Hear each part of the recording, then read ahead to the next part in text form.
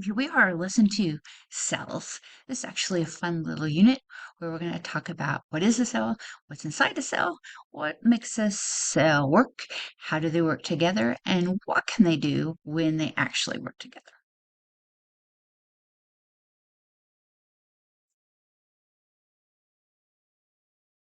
Sometimes PowerPoint likes me and sometimes it doesn't. Um, the standards that we're going to be going over are S7L2A and B, where we're going to talk about the characteristics of the cell, the organelles within the cell, and then how we can use models to help us explain what cells do and how they work together. Like every other lesson, you're going to start out with an Engage Your Brain, and it's going to be on page 79. So take a few moments, fill out your page 79, and then come back to the video when you're ready.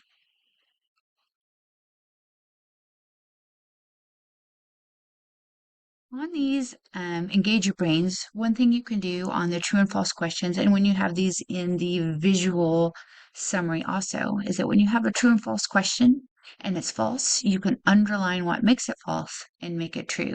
That just adds a layer of understanding to your question. Go back, PowerPoint, come on.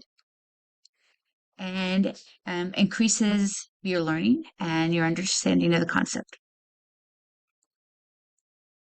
When you're describing things, make sure to actually, I don't know what PowerPoint's doing. I didn't turn on a timer. Make sure that you're actually writing things and writing more than just a couple of words because this is really a reflection point for you. Then you have a synthesized question. And again, we're looking at words and breaking them down, trying to figure out their meanings. So here we go. Lesson 1.1b, Cell-ebrate. So the instantial questions we're going to be answering is what is a cell and why are most cells small?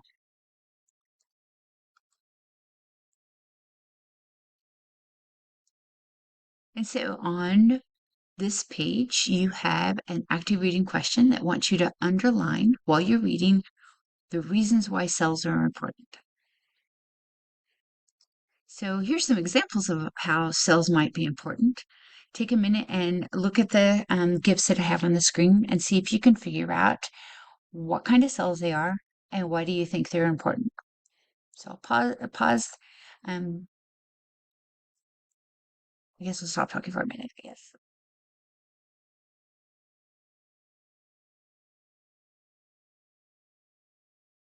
Okay, so in the upper left-hand corner, that might look like an amoeba to you, but it is not an amoeba.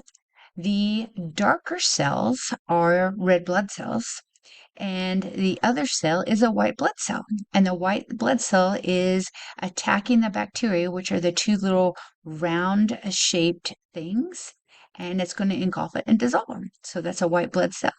And the other cells are red blood cells. In the bottom left, you have a plant cell. One big clue to you there would be that it's green. It also has a rigid cell wall.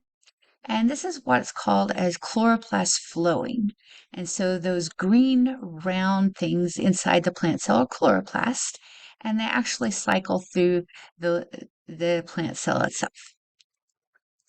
In the top right, wonder what that is. It's contracting and expanding.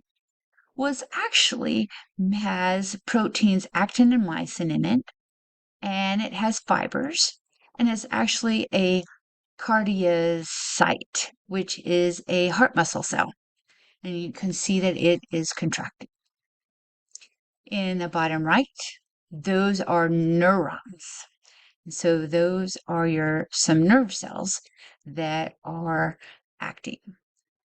So why are cells important? Well, we're made of cells, so that's one reason they're important, right? Okay, claims, evidence, and reasoning. Remember that you have that page in your binder that helps you answer these questions, and that you make a claim, you give some evidence, and then you explain in your reasoning why that evidence supports your claim. So it's more than just writing yes, no, and because. You actually have to make the claim, show supporting evidence, and then explain how the reasoning how your evidence supports your claim. So remember, CER, big thing in science nowadays, or in science education at least.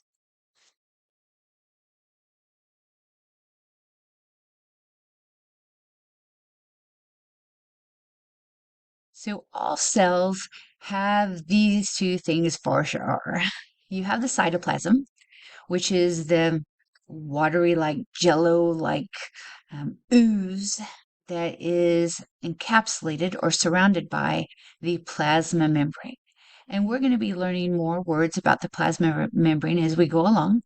But you can see that the cell membrane has different parts. And so we're going to learn what the purple parts are and the orange parts are, and why there's strings on the inside and not strings on the outside. And so we will get to that as we go on in this lesson. But two things that all cells most definitely have is a cytoplasm and a cell membrane.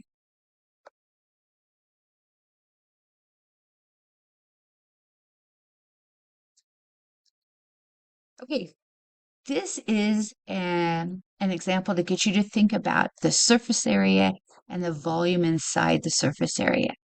So if a cell is really, really big, that means it has a lot of surface area that's interacting with the environment.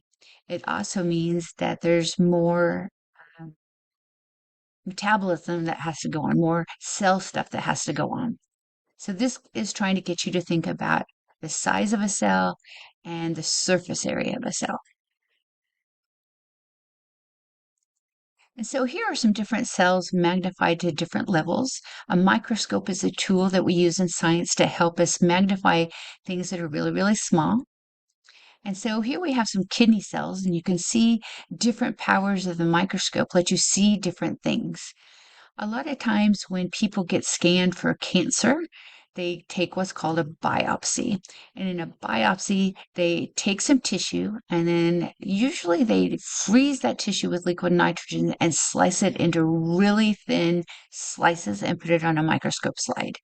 And the technologist or the scientist is going to be looking for things that are different in the cell and they can actually pinpoint the malignant cell parts.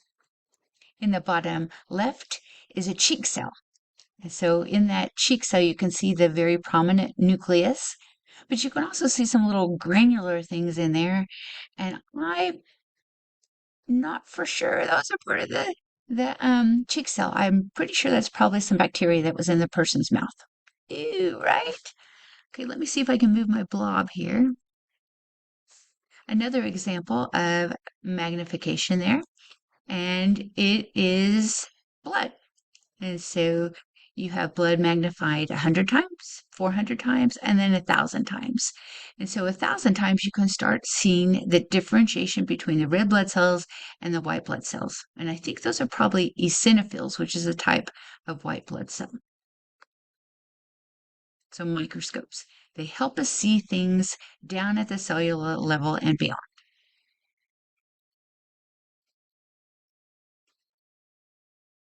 So how could we not talk about microscopes and talk about some of the most exciting microscopes that we have? The first one is called a transmission electron microscope, where we're beaming electrons, not light, electrons at a surface. They're bouncing back, and that's how we're recording our images. So instead of using light, we're using electrons, which are way smaller. And so we have the transmission electron microscope, which makes flat pictures. The specimens have to be dead and sliced. Versus in a scanning electron microscope, we get a 3D picture. So the pictures that you see on the left of the rove beetle are of a scanning electron microscope.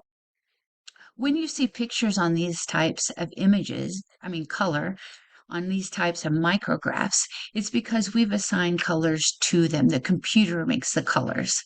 And so it's not like your cell phone where it's capturing color. It's the computer makes the colors for us. And so you can see them zooming in even closer and closer and closer into the end of this beetle's proboscis. I don't know if that's what it's called, but they're zooming in on this part. And so we go from here to here to here. to being able to see even closer the parts on the end of his thing that he's going to trap things and eat things with. So microscopes, cool beans.